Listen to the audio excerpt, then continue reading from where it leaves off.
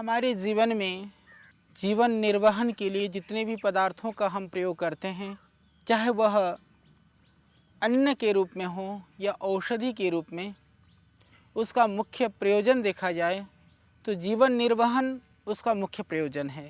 कहते हैं जान है तो जहान है। शरीर जब निरोग होता है तभी संसार के सभी पदार्थ भी अच्छे लगते हैं, परंतु यदि स्वास्थ्य ठीक न हो तो सब कुछ निरर्थक और व्यर्थ प्रतीत होने लगता है। संभवतः इसी बात को ध्यान में रखते हुए ऋषियों ने शरीर माध्यम खलु धर्म साधनम करके कि शरीर को प्रथम धर्म साधन का साधन बताया गया है। संसार के अंदर जितनी भी उन्नति है, समृद्धि है या किसी भी तरह का कार्य है, शरीर ठीक होने से ही ठीक हो सकता है। ऋषियों ने औषधि के रूप में अलग से किसी पदार्थ का सेवन के लिए इतना जोर नहीं दिया है जितना कि अपने जीवन निर्वहन के लिए भोज्य पदार्थों में सावधानी के लिए विधान किया है। यही कारण है कि हमारी भारतीय परंपरा में आहार के जो विशेषता है, आहार के विषय में जो वैशिष्ट्य है, भिन्नता है, वह पूरे विश्व के अंदर कहीं आपको देखने को नहीं मिलेगा। तो आज हम बात करने जा रहे हैं, आप मेरे चारों तरफ इस खेत में देख रहे हैं। हालांकि आप ये बिना फूल खिला हुआ इस जो यह पौधा है, इससे आप परिचित हैं। जब फूल खिल जाता है तो आप देख रहे हैं किस तरह से पूरा खेत एकदम हरियाली के साथ में, जैसे कि किसी को बहुत सुंदर से व्यक्ति को, सुंदर सी माता या बहन को जब हरे वस्त्रों में पीले पीले गहने पहना देने पर किस तरह से उनकी शोभा कई गुनी बढ़ जाती है, इसी तरह से इस खेत की, इस भूमि की, इस हरे पौधे के अंदर ये बिखरे हुए बहुत सुंदर से फूल ने बढ़ा दिया है। तो यह पौधा है मेथी का। मेथी नाम सुनते ही आपको बिल्कुल आपकी रसोई की स्मृति आती होगी। जब माँ और बहन किसी सब्ज़ी में मेथी की छोंक लगाती हैं तो उसकी खुशबू जो है वह सबके मन को बहुत प्रसन्नता प्रदान करता है।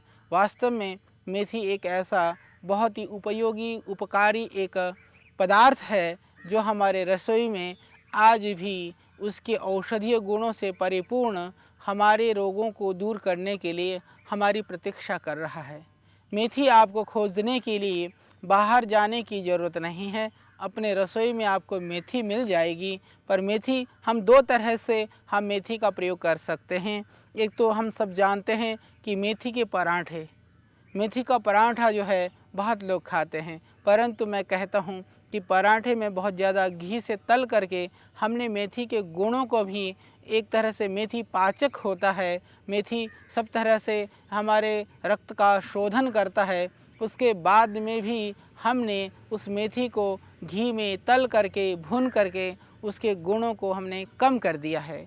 तो मेथी के जो गुण हैं उनको हमें बढ़ाने का प्रयत्न करना चाहिए। तो जब पराठा बनाएं, घी से पराठा तलने की अपेक्षा यदि आप बनने के बाद रोटी घी के साथ यदि आप खाएं तो बहुत ही लाभकारी होता है। वह घी आपके लिए ज़्यादा उपकारी होता है, आपके शरीर को ज़्यादा नुकसान नहीं पहुंचाता है। और दूसरा उपाय यदि आप जानना चाहते हैं कि पराठे को बिना तले उस घी का हम पूरा सदुपयोग करते हुए देह के लिए लाभकारी पदार्थ कैसे बनाएं, तो उसका उपाय भी मैं माताओं को, बहनों को बताना चाहता हूं।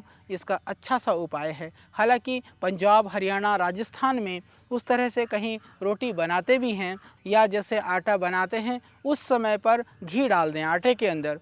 आटे के अंदर घी डाल करके अच्छी तरह से आटे को तैयार करके फिर उस आटे की रोटी बनाते हैं तो आप देखेंगे कि जिस तरह से घी से तलने पर वह पराठा बाहर से तो देखने में चिकना लगता है, परंतु अंदर उस घी का जो गुण है वो नहीं रहता है। घी को ज़्यादा तल देने से एक तरह से वह पॉइजन हो जाता है, उसका जो जहरीला एक अंश आ जाता है। तो उससे बचने के लिए और घी का पूरा लाभ पाने के लिए और स्वादिष्ट भोज्य पदार्थ के लिए जब भी मेरी माताएं बहनें पराठे की जगह पर आप उस घी को आटे में डाल करके यदि रोटी बनाते हैं तो बहुत मुलायम और बहुत ही अच्छी रोटी तैयार हो जाएगी। मेथी का परांठा बनाने से अच्छा मेथी के अंदर आप घी लगा करके और फिर उससे आप रोटी तैयार करिए। यह तो बात हुई मेथी के परांठे या रोटी के संदर्भ में।